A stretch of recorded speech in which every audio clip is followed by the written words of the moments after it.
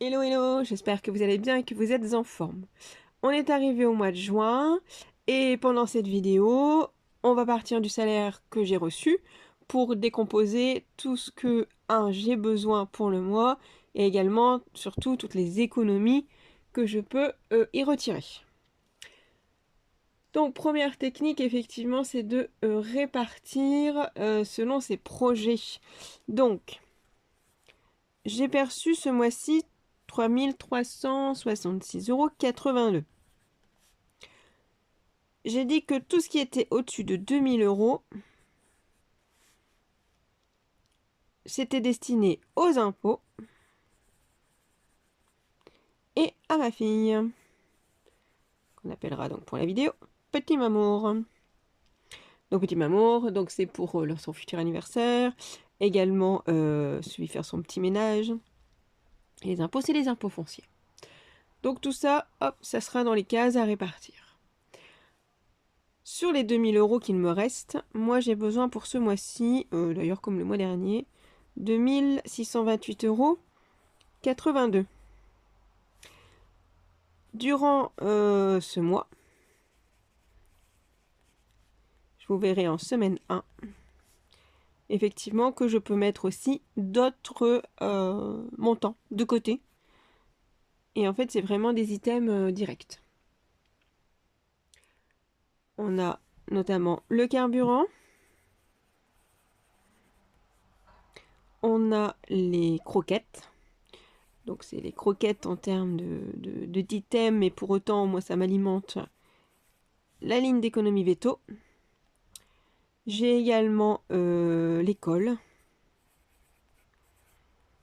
Et ce mois-ci, on aura aussi gaz et électricité. Ça, on verra un petit peu plus tard, quand je serai en train de justement de décomposer mon mois. Là, pour l'instant, c'est je repartis directement mon salaire. Donc, sur ces 2 000 €, j'ai besoin de 1 628,82 €, tout plafond confondu, puisqu'on voit qu'il y a effectivement des items que je vais pouvoir économiser. Il me reste donc 371,18 €. Alors, comme ce mois-ci, je souhaite, alors au niveau de mon congélateur, remettre des tupperwares d'avance, taper dans mon placard, mais justement j'ai besoin d'alimentaires tels que des liaisons selon les plats que je vais faire, et également surtout des légumes pour agrémenter. Je vais directement enlever 71 €, alors plutôt 70 €. On va laisser les 1.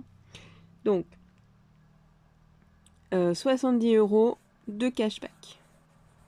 Comme ça, j'aurai tout de suite des bons d'achat quand j'irai en magasin. Alors, je vais effectivement faire toujours mes courses à Lidl, Aldi d'abord, Lidl après. Et pour autant, je peux récupérer en cashback.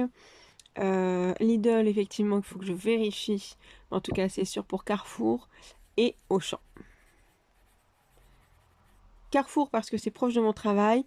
Auchan, c'est là où je fais mes courses quand j'ai besoin effectivement d'éléments qui se trouvent ni à Auchan, à Aldi, ni à Lidl.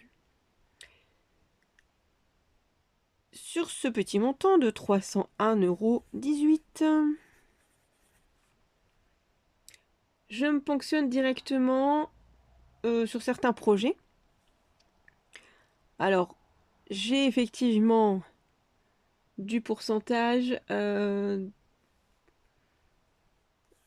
qui va venir dans les calculs.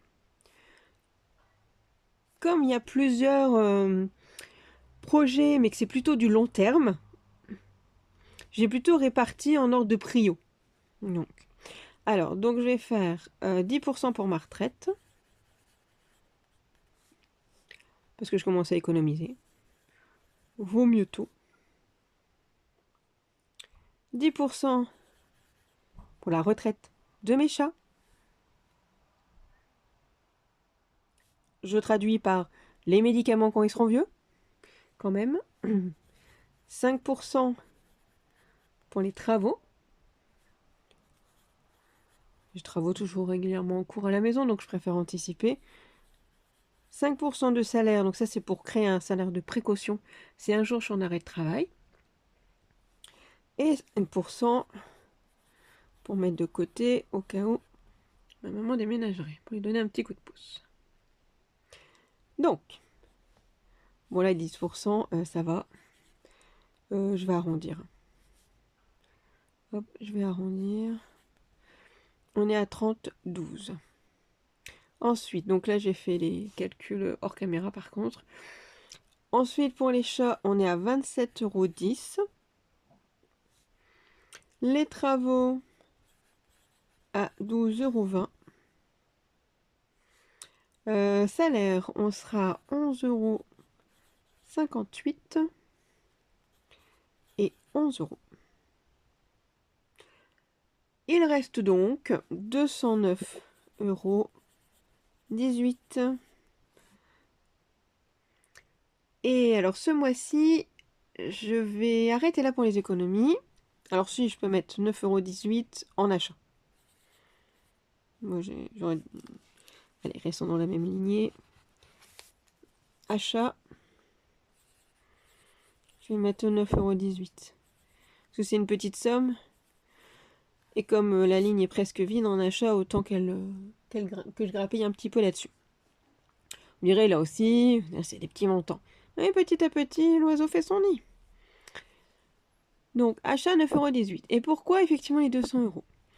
Parce que, alors, j'ai déjà 2 cadeaux ce mois-ci et un restaurant. Enfin, j'invite la personne et on sera 3. Parce que ma fille, la personne et moi. Donc, je vais être très large parce que je vais mettre 100 €.